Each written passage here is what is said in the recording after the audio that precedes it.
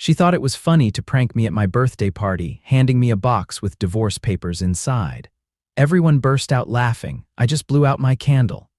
2 days later, she got an envelope from my lawyer. I, Kaylin, 34, a corporate finance manager, had been with Vesper, 32, a high school art teacher, for 4 years. We lived in Boston, Massachusetts. The city was beautiful but relentlessly expensive. Our combined income was comfortable, but Vesper's debt load was a constant strain. I made about $180,000 and Vesper made about $60,000. We rented an apartment in the South End. Our lifestyle was a constant financial negotiation. We ate at popular, expensive places like Oya, but always on my dime. Our friends were a mix of my steady professional colleagues and her dramatic artistic peers. Her friends constantly reinforced Vesper's belief that money was secondary to passion and experience. I felt a persistent pressure to bail her out of financial trouble. I wanted true freedom and the ability to invest aggressively. Vesper was content to live paycheck to paycheck, prioritizing immediate fun. My career was solid but stagnant. My firm was small and cautious. I was ready to move into a role that involved international portfolio management. I wanted to leverage large-scale global markets. I wanted to build complex, multi-currency strategies. I was interviewing discreetly for top-tier positions. I wanted a real jump in responsibility and compensation. Vesper dismissed my ambition. She called my field dry and soulless. She often told me I was too serious and needed to relax. The opportunity that presented itself was the culmination of months of intense effort. It was with one of the largest multinational investment banks. They were opening a new, elite division focused on emerging market infrastructure. The role was Vice President of Global Infrastructure Fund. The location was Dubai, UAE. This was a massive global step, a move to a new financial frontier. The compensation package was incredible. The base salary was $450,000 annually. They included an immediate, massive sign-on bonus of $80,000. The benefits included a full housing allowance, private schooling tuition coverage, and a guaranteed annual performance bonus of 30%. This was a direct path to elite financial status. I decided to present the offer to Vesper over a quiet dinner at home. I thought the sheer scale of the money and the prestige of the vice president title would finally silence her criticism. "Vesper, the search is over. I got the job. This is the big one," I said, handing her the formal offer packet. She was skeptical, but her eyes lit up at the thick, embossed paper. "Oh, is it another manager job, more paperwork?" she asked. "It's Vice President of Global Infrastructure Fund. The firm is one of the biggest in the world. The location is Dubai." She flipped straight to the compensation page. She immediately paused at the massive salary figure. For a moment, she looked truly stunned. $450,000. Kaylin, that's insane. Plus the bonus. We could pay off all my school loans in a year, she whispered. "We could. It's an incredible opportunity. We'd be living in a global financial hub. You could teach at an international school or just focus on your art." Then her face hardened. The initial shock gave way to a familiar, sneering dismissal. "Dubai? Are you serious, Kaylin? That's just a glorified mall in the desert. My art friends would never forgive me. There's no culture there, no history. It's entirely manufactured. You want to trade Boston for a tax shelter." "It's a financial powerhouse, Vesper. It's complex, high-level work. This is the top of my field. We could be financially set for life."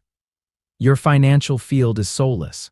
My soul lives here, Kaylin. My community, my creative passion, my life is here. You're such a typical corporate drone. You would sell your life for a bigger number in a hotter place. I told you I'm not leaving Boston. You can forget it." She tossed the packet back at me. Her contempt was palpable. She had confirmed her priorities. My financial genius, my drive, and my potential were all secondary to her current, comfortable social life and her shallow artistic scene. The conflict was now unavoidable. Update 1. I did not let her rejection stop me. I accepted the job offer immediately. I signed the documents electronically and secured the $80,000 sign-on bonus. I had the bonus wired to a new, completely separate account. I was done allowing Vesper's frivolous priorities to control my professional trajectory. I would proceed with my plan entirely alone. The following weeks were a strange period of controlled quiet. I would attempt to bring up the Dubai move, framing it as a major life event we needed to plan for. I need to start researching international movers. We need to decide what to ship to Dubai, I stated one evening. I am not moving, Kaylin, the topic is closed. I'm not running off to a fake city because you got a shiny new title. Just stop asking, she replied, completely shutting down the discussion. This is my career. It's a massive, life-altering role. I need your support. I support you staying here. Your job here is fine. Stop trying to convince me to trade my soul for sand. Be reasonable. She repeated the dismissive lines often. They were designed to undermine my achievement. Her friends, who were largely financially dependent on their social scene, also mocked me. At a gallery opening, her friend Sage, an unemployed musician, approached me.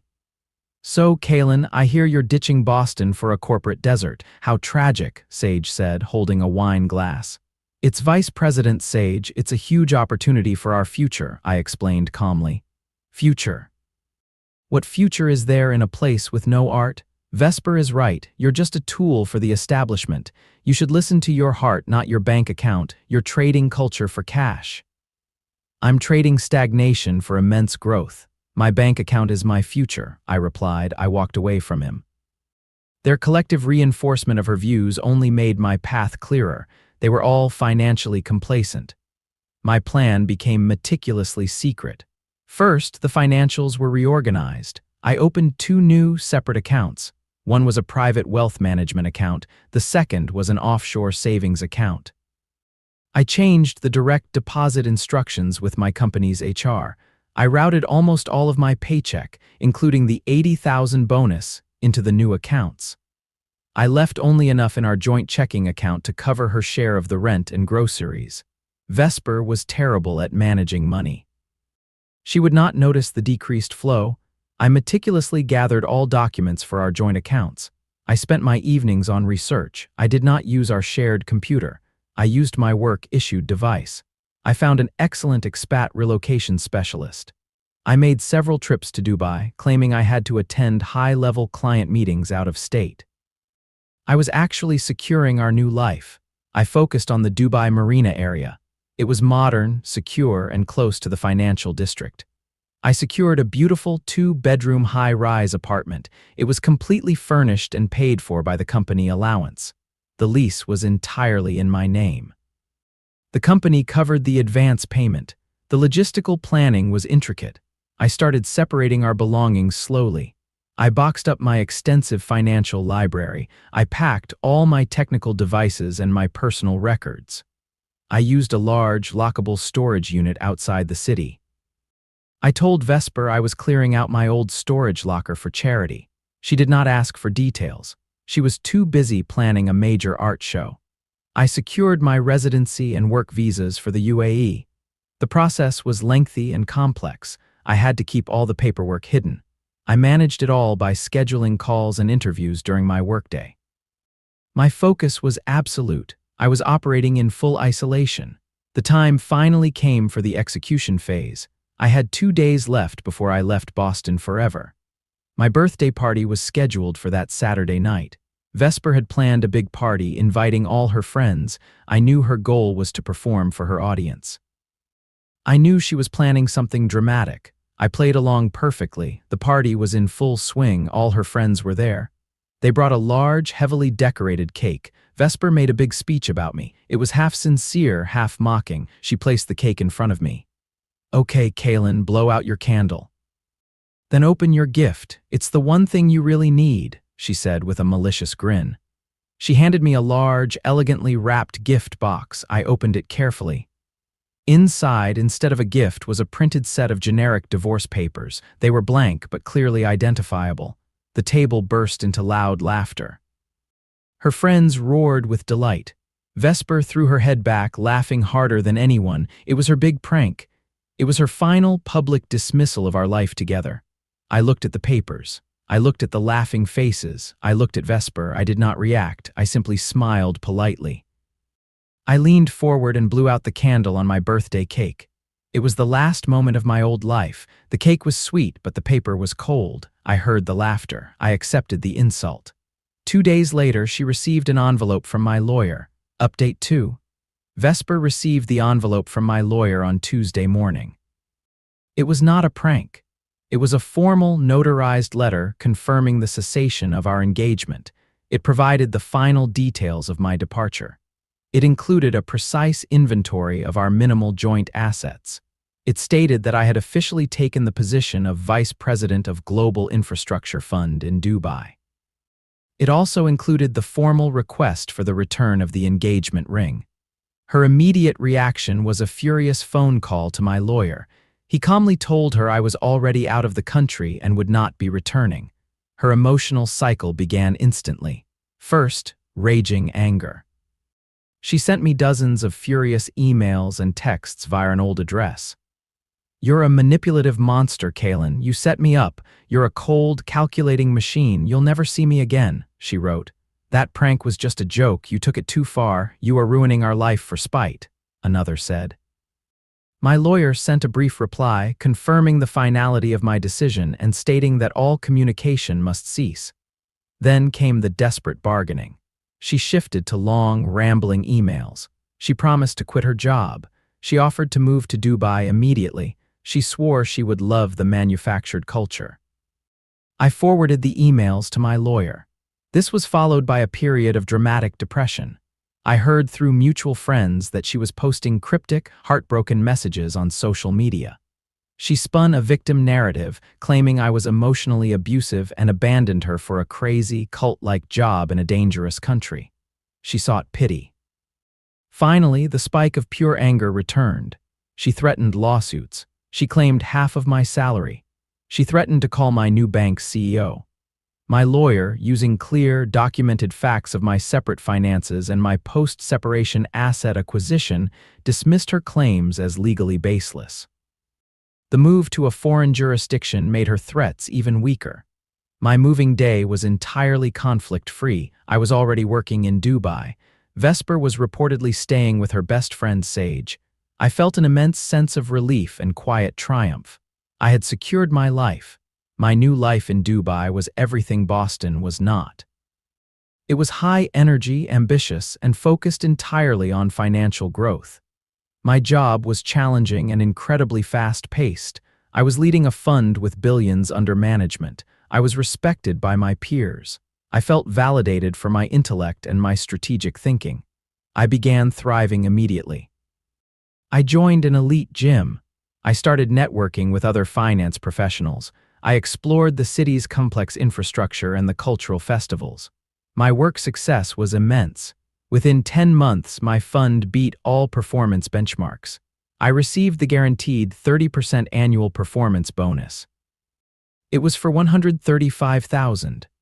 I used the funds, combined with my massive savings, to make an all-cash purchase of a luxury flat in the Jumeirah Lakes Towers area. It was an undeniable, tangible victory. The lies Vesper had been spreading back home began to crumble. She was telling everyone that I was a low-level analyst making barely enough to cover my own rent. "Kaylin, is it true you're struggling in Dubai? Vesper told us you took a huge pay cut and were miserable," a worried college friend messaged. "She told my co-workers you were basically living in a shared dorm and hated the work," another wrote. I ignored her friends entirely. I was polite but brief with my family who had started hearing the truth. "Kaylin, your sister told me you're a vice president. Vesper said you were just an office boy," her cousin said, clearly shocked. I decided to stop the lies permanently. I made a high-impact post on LinkedIn. It was a professional photo of me at an industry awards ceremony. My title, Vice President of Global Infrastructure Fund, was clearly visible. I mentioned my fund's market-beating performance and the incredible team I led. The news of my prestige, my massive salary, and the importance of the firm were undeniable. The reaction was explosive. My professional network was incredibly impressed. Vesper's circle was stunned into silence. The flood of emails and texts was immediate and intense. VP of a global fund. Kaylin, I am so sorry. Vesper told us you were doing data entry. I regret the things I said, Sage, the musician, wrote, his tone completely changed. We all believed her story about the mental breakdown. We apologize for our earlier mockery. Congratulations on your success, a mutual friend added. Her family also reached out. They validated my decision and expressed quiet anger at Vesper's dishonesty. 6 months after the LinkedIn post, she showed up. I was leaving the bank's headquarters. A driver stepped out of a luxury car. Vesper was inside. She looked strained and desperate. Kaylin, I flew all this way. I saw the apartment. It's magnificent. I had no idea the job was this big, she said, rushing toward me. You didn't know because you chose to believe I was a failure. That was more convenient for your narrative, I replied, my voice steady and cold. I've changed, Kaylin. I realize how much I hurt you. The prank was stupid. I'm ready to move in. I'll open a gallery here. I'll support your career completely. You've changed. Did you change when you mocked my profession as soulless? Did you change when you performed a public humiliation on my birthday? Your only change is the sudden realization of my financial status. You want back in on the wealth and the prestige. You don't want back in on the relationship. She tried to insist she was genuine. I love you, Kaylin. I missed you so much. You miss this, I said, looking at the city skyline. You don't miss me. Your circumstances have become difficult. Mine have become incredible.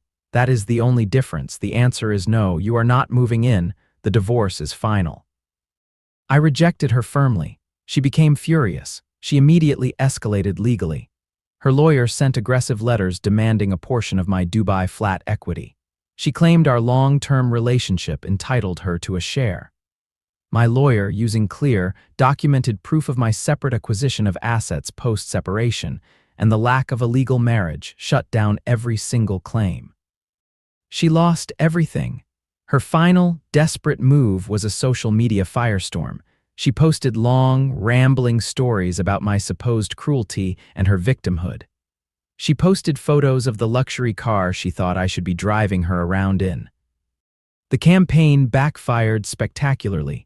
Mutual friends called her out for her entitlement and her history of lies.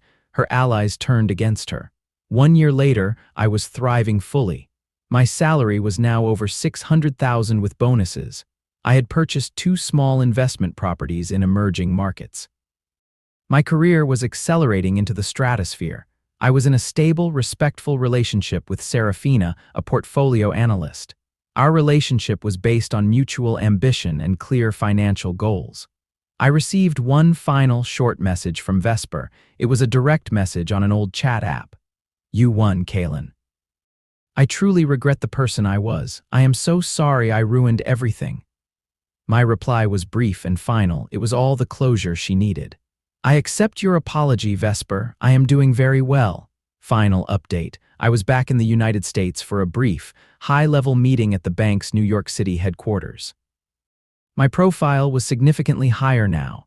I received an unexpected call from Mr. Pierce, Vesper's father. He asked if I could meet him and his wife, Mrs. Pierce, for a quiet lunch. I agreed. They were kind, respectable people. We met at a quiet corporate dining room. They looked visibly distressed. They immediately addressed the issue. Kaylin, we wanted to see you. We needed to apologize for Vesper, but mostly for ourselves, Mr. Pierce said, his voice strained. Sir, you don't need to apologize. I've moved past it. I'm happy. We do. We raised her to prioritize validation over substance. We taught her that the perception of a cultured life was more important than financial reality or true partnership, Mrs. Pierce added, her eyes welling up. We reinforced her belief that your ambition was a fault. We should have supported you, Kaylin. We raised her to be entitled and dismissive of genuine success. We are deeply ashamed of her actions and the humiliation she caused. Mr. Pierce nodded. She lost everything because she chose a cheap joke over a world-class partnership. You showed her the ultimate consequence of her vanity. We are sorry we were not better parents and better mentors to you. Their apology was the final, profound vindication. It confirmed that my rational, ambition-driven path was the morally and logically correct one. I accepted their apology gracefully. I told them I harbored no ill will towards them. I wished Vesper peace and hoped she would find her path. I left the meeting feeling a deep, solid sense of completion. My life now is built on the core lesson of this entire experience. The price of allowing someone else's contempt to limit your potential is far higher than the price of walking away. Vesper's mockery, her financial burden, and her birthday prank were all rooted in her desire to control me. She wanted to keep me small so she could remain the center of attention in her contained world. I learned that the only successful response to betrayal and contempt is to quietly build an unassailable reality. I did not engage in her drama. I did not plead my case. I simply executed my plan for success. My escape was not an act of revenge, but an act of self-respect. The revenge was simply the visible difference between her stagnant life and my exponential growth. She lost everything: the wealth, the prestige, the security, because she thought disrespect was funny. I am not a reactive man. I am a strategic man. I created a new life that is incredibly successful, immensely rewarding, and grounded in mutual respect with Serafina. We are building a massive financial future together. My career is soaring. I am happy. I am peaceful. I am fulfilled. I built this life. I earned this life.